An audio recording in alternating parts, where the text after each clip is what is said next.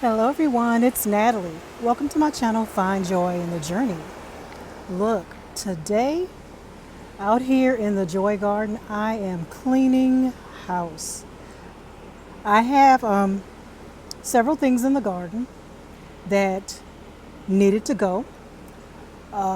Two of those things were the bush beans. I had bush beans in this area and over there in that other raised bed. I'm cleaning house because if something is not producing, that's not growing right, it's just sitting in the garden, it is taking up space, I'm using time and energy and money to fertilize this plant and try to keep it maintained, and still it's not growing as expected. So right here I had some tender green bush beans and they were not producing. They had been in this raised bed for several months, and I was literally only able to harvest maybe a handful of beans.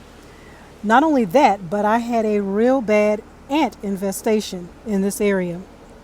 So you'll see that I will be treating the raised bed for ants. I'll be using the boiling water method. It works for me. I try to concentrate only in the area where I see the ants and try to be safe. I feel like it's a good way to get rid of the ants without using some type of poison. And I can just work in that area where I see the ants concentrated. Okay, but that's one thing. I'm getting rid of the the tender green bush beans in this area. Over here, I had blue lake bush beans, and I also had an ant infestation in this area also. So I will be treating this area with the boiling hot water also to get rid of the ants that was in this raised bed. But as far as clearing out things that are not producing, things that have played out, I am cleaning house today. I'm getting rid of anything that is just not producing well, or if it's a plant that's been in the garden for a while and it has played out and I'm done with it, I'm removing it from the garden. So I'm going to get started with treating this raised bed and this one behind me over here with the boiling hot water to get rid of the ant infestation. So let me get started on that now.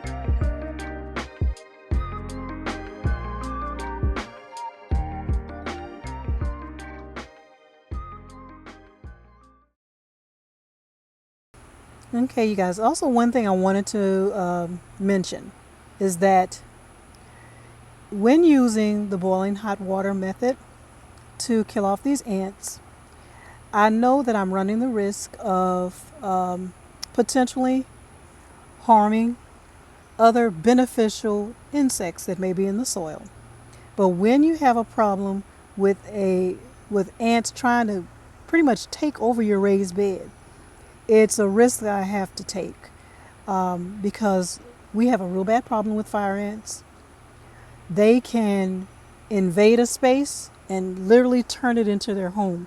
This whole side of the raised bed was just crawling with ants. It's one thing to try to show you using my camera and getting as close as I possibly can, but to see it in real life, it is literally crawling with ants. I'm not just talking about a few ants, right? I'm talking about a really bad infestation. Now, the boiling water method, I'm very careful when I use the hot water. I try to keep it in one area where I see the ants are gathering, right? And I try to keep it away from any other plants. I'm very careful with it. Also, I know it's not going to kill all the ants, but it will kill a good, at least 50%. I also know that I'm running the risk of killing off other insects, beneficial insects that are in the soil. But it's a risk I'm willing to take because I don't want this entire bed to turn into a giant ant mound. Also, another thing, when using this hot water, you're killing off good bacteria that's in the soil and soil organisms that are in the soil that keeps the soil healthy. Using the hot water, those hot temperatures will kill that off. But the thing is, I can reintroduce that to the soil. I can add beneficial bacteria. I can add micronutrients to the soil to bring it back to a healthy state again. But I think all that is worth it in order to safely get rid of the ants. Because once the ants they take over the bed, I mean it's hard to get rid of them. Now, like I said, I haven't killed all of them, but I've brought it back to a more controlled situation. Okay, you're always going to have ants, but not to the degree of what I saw here. I mean, this entire bed was crawling with ants. As soon as you touched the soil, they were all over the place.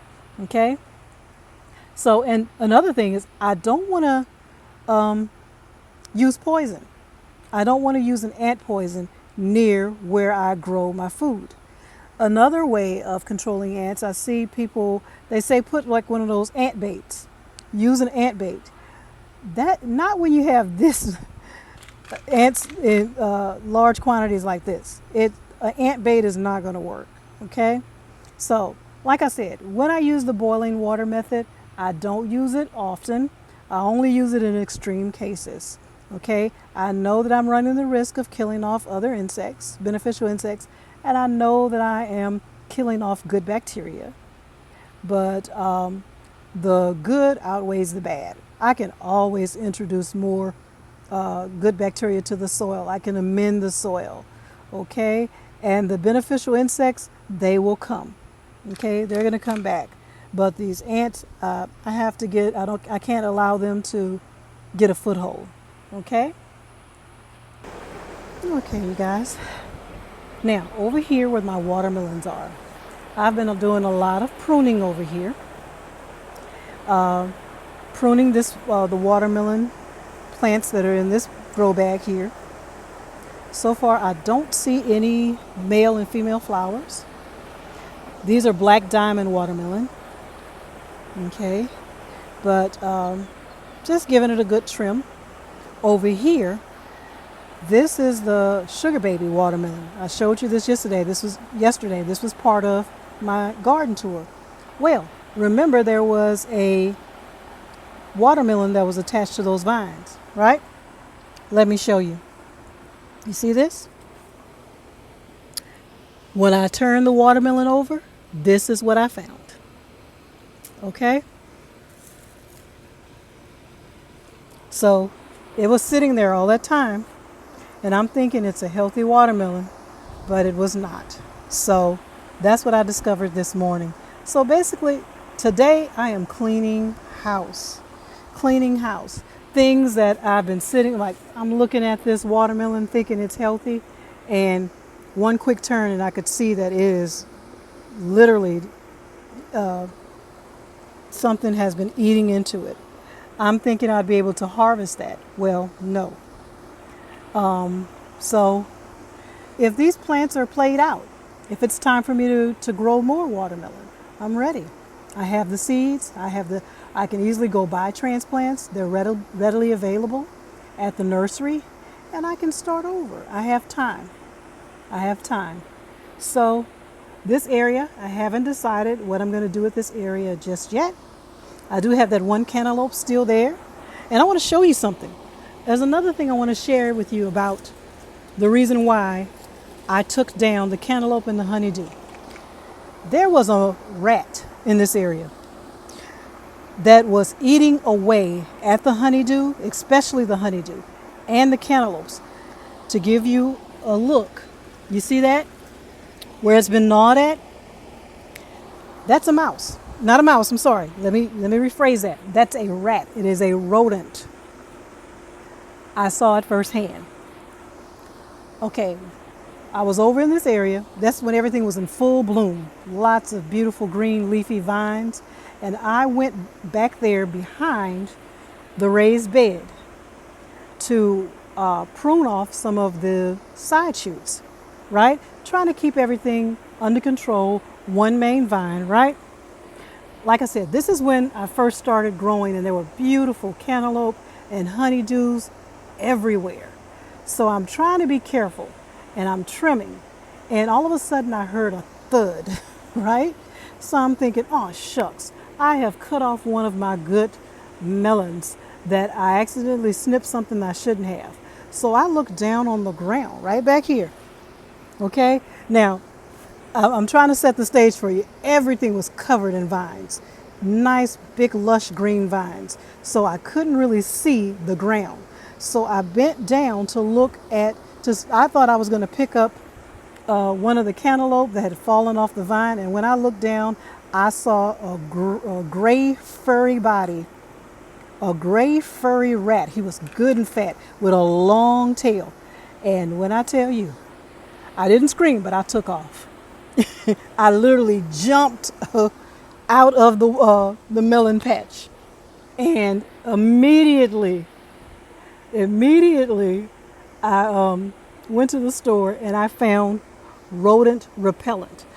I've seen people actually put rat traps out here, and the reason why I didn't put a rat trap is because I'm like, who's going to remove it after it catches the rat? My husband and my son immediately said, oh, we'll get it for you. We'll get it. I'm like, nah, let's see if I can just keep them away. Let's find something. So I did go out and I got rodent repellent. But as you can see, they're still out here. They're still out here. And just to give you one more look, do you see that?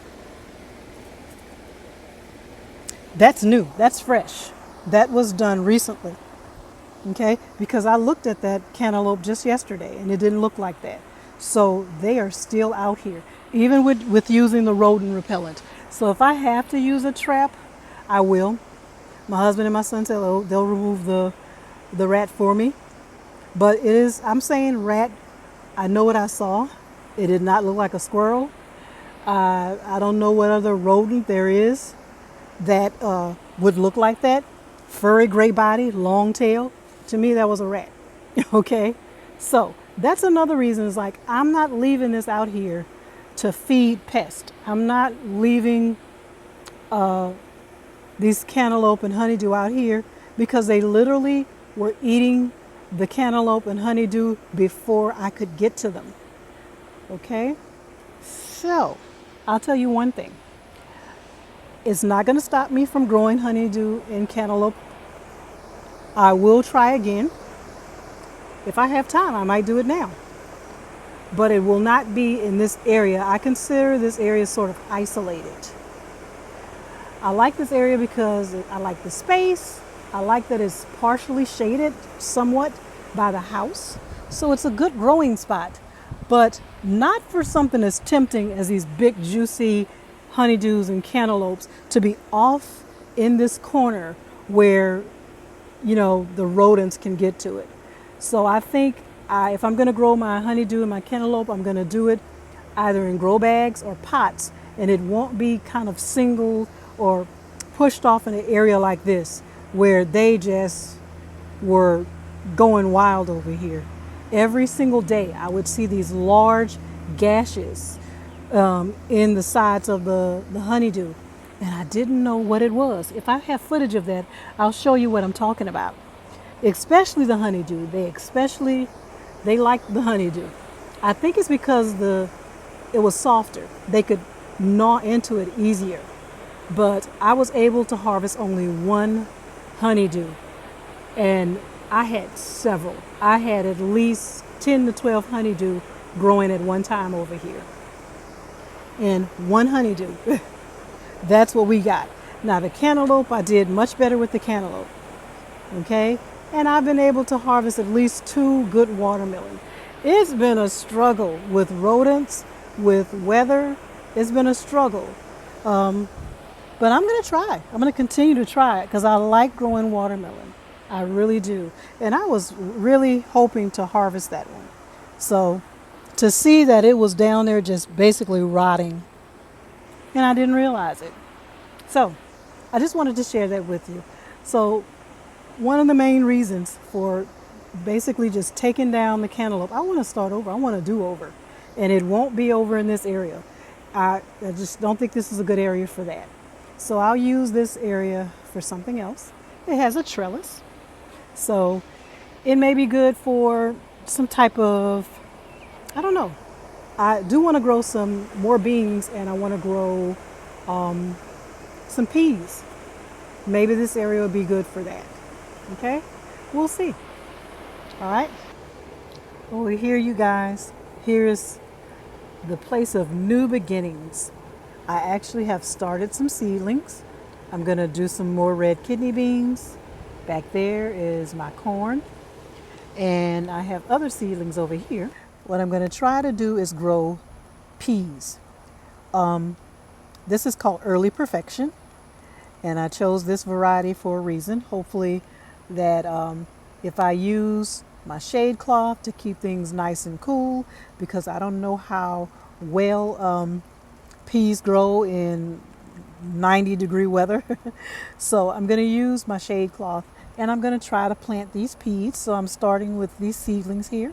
So I have a plan to do a lot more things. So not only am I doing a little house cleaning and getting rid of certain things to make room for new things.